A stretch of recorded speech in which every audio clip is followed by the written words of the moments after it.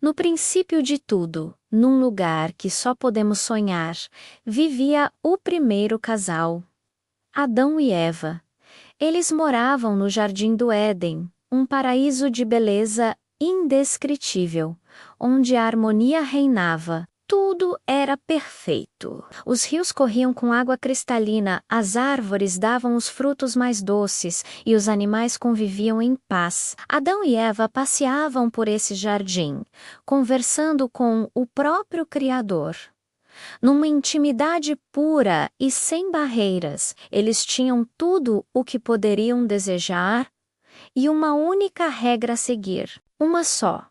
No centro do jardim havia duas árvores especiais: a árvore da vida e a árvore do conhecimento do bem e do mal. E a instrução era clara: de toda a árvore do jardim comerás livremente, mas da árvore do conhecimento do bem e do mal, dela não comerás, porque no dia em que dela comeres, certamente morrerás. Uma regra simples, num mundo perfeito. Parecia fácil de seguir, não é mesmo? Afinal, com tantas outras árvores deliciosas ao redor, por que se preocupar com aquela? Adão e Eva viviam seus dias em completa inocência. Eles não conheciam a vergonha, o medo, a dor. Eram como crianças, puras em seus pensamentos e ações. Cuidavam do jardim, davam nomes aos animais e desfrutavam da companhia um do outro e do seu Criador.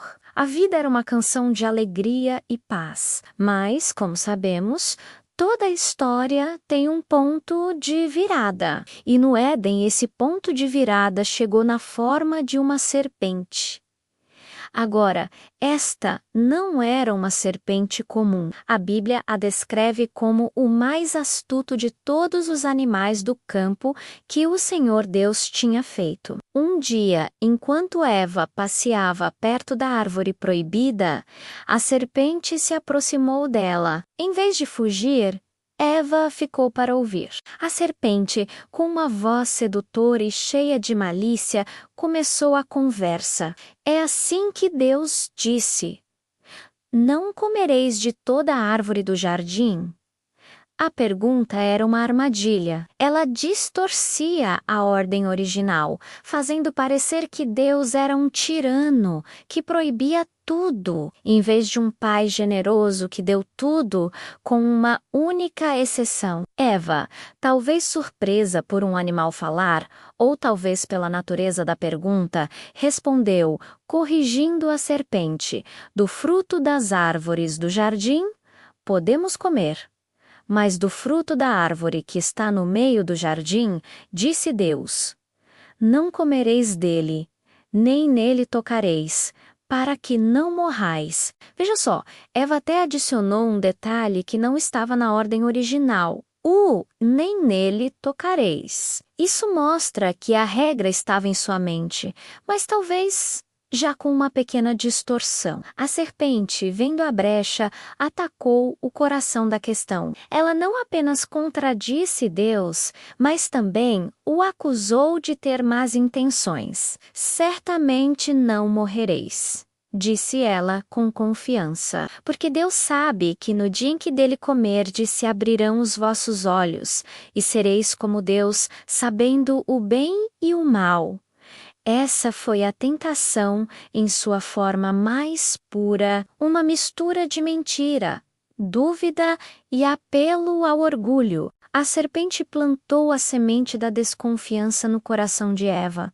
Será que Deus estava escondendo algo? Será que ele não queria que eles fossem como ele? A promessa de poder, de conhecimento, de ser como Deus, era irresistível. Eva olhou para a árvore de uma maneira que nunca tinha olhado antes. O fruto, que antes era apenas parte da paisagem, agora parecia bom para se comer, agradável aos olhos e desejável para dar entendimento. A tentação havia transformado sua percepção. A serpente não a forçou a nada, apenas apresentou a ideia, a dúvida. A decisão final seria de Eva. E então, naquele momento fatídico que mudaria o curso da história humana para sempre, Eva estendeu a mão. Ela pegou o fruto e comeu. A terra não tremeu, o céu não escureceu. Por um instante, talvez nada parecesse ter mudado, mas tudo havia mudado. A inocência foi quebrada e a história não parou por aí. Eva não guardou a experiência para si. Ela foi até Adão e ofereceu-lhe o fruto. Adão estava com ela. Ele não foi enganado pela serpente, como diz a Bíblia. Ele viu o que Eva fez e conscientemente escolheu participar. Ele pegou o fruto da mão dela e também comeu. Ele escolheu sua esposa em vez de seu criador, e naquele instante a desobediência foi completa. O ato foi consumado e as consequências não tardaram a chegar. A primeira coisa que aconteceu foi exatamente o que a serpente disse que aconteceria, mas não da maneira que eles esperavam. Seus olhos se abriram, mas o que eles viram não foi poder ou divindade. Eles viram sua própria nudez e pela primeira vez sentiram vergonha. Aquela pureza inocente que os cobria se foi, e em seu lugar surgiu uma autoconsciência dolorosa e constrangedora. Eles correram para pegar folhas de figueira e costuraram aventais improvisados para se cobrirem. A comunhão perfeita entre eles foi manchada pela vergonha e pela culpa. A harmonia deu lugar ao constrangimento. E então eles ouviram um som familiar.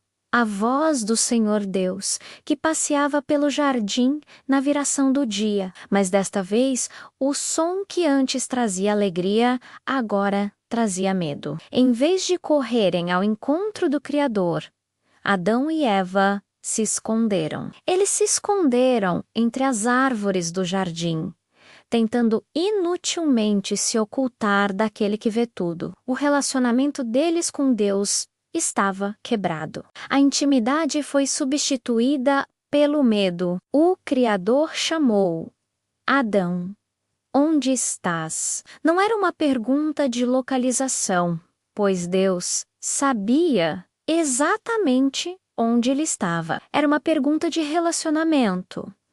Onde você está em relação a mim? Por que você está se escondendo? Adão, saindo de seu esconderijo, respondeu com medo: Ouvi a tua voz no jardim, e tive medo, porque estava nu e escondi-me. A resposta de Adão já revelava a queda, medo, nudez, esconder-se. Palavras que não existiam em seu vocabulário até então.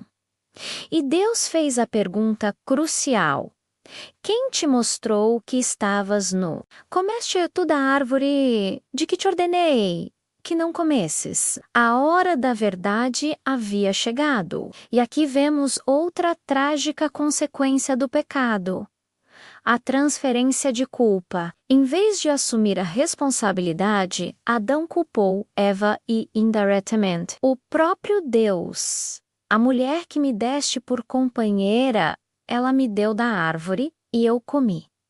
Ele não disse, eu escolhi comer. Ele disse, ela me deu. E ao dizer a mulher que tu me deste, ele estava essencialmente dizendo, a culpa é sua, Deus, por me dar essa mulher. Deus então se virou para Eva. Que é isto que fizeste? E Eva, seguindo o exemplo de Adão, também transferiu a culpa. A serpente me enganou e eu comi. Ninguém assumiu a responsabilidade. O ciclo de acusações havia começado, quebrando a unidade que eles antes compartilhavam. Diante das desculpas e da desobediência, Deus pronunciou as sentenças, não por vingança, mas como consequências naturais da quebra da ordem estabelecida. Para a serpente, a maldição foi rastejar sobre o ventre e comer pó todos os dias. E Deus fez uma promessa misteriosa e cheia de esperança.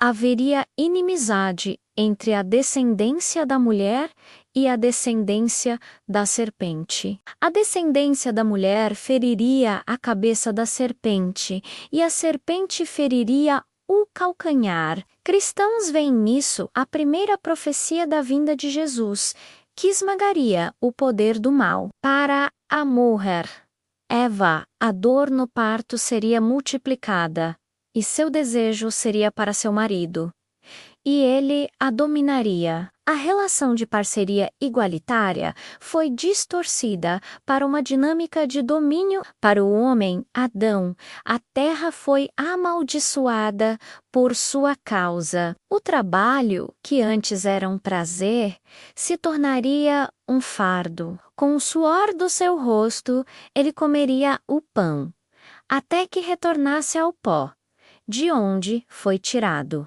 E a sentença final, aquela que Deus havia avisado desde o início, a morte. Porque tu és poeá ao pó, tornarás a morte física, entrou no mundo, a separação do corpo e da alma. Mas a morte espiritual, a separação de Deus, já havia acontecido no momento em que eles se esconderam. Mesmo em meio ao julgamento, vemos um ato de misericórdia. Deus fez túnicas de pele para Adão e Eva e os vestiu. Isso mostra que, apesar da desobediência deles, Deus ainda se importava e cuidava de suas necessidades imediatas. Esse ato também é simbólico, pois para fazer túnicas de pele, um animal inocente teve que morrer. Foi o primeiro sacrifício, um prenúncio do sacrifício final que um dia seria feito para cobrir o pecado da humanidade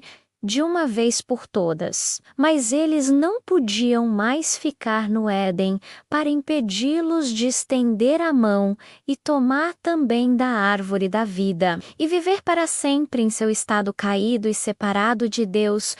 O Senhor os expulsou do jardim. Adão e Eva, o primeiro casal, agora caminhavam para fora do paraíso, para um mundo que seria hostil e cheio de dificuldades. A porta do Éden foi fechada, e querubins com uma espada flamejante foram colocados para guardar o caminho para a árvore da vida. A comunhão perfeita foi perdida. A história de Adão e Eva é uma tragédia. É a história de como a dúvida, o orgulho e a desobediência levaram à perda da inocência e à quebra de relacionamento com Deus e entre si, mas não é o fim da história. É, na verdade, o começo de uma longa jornada de redenção que percorre toda a Bíblia. A promessa de que a descendência da mulher esmagaria a cabeça da serpente é a luz de esperança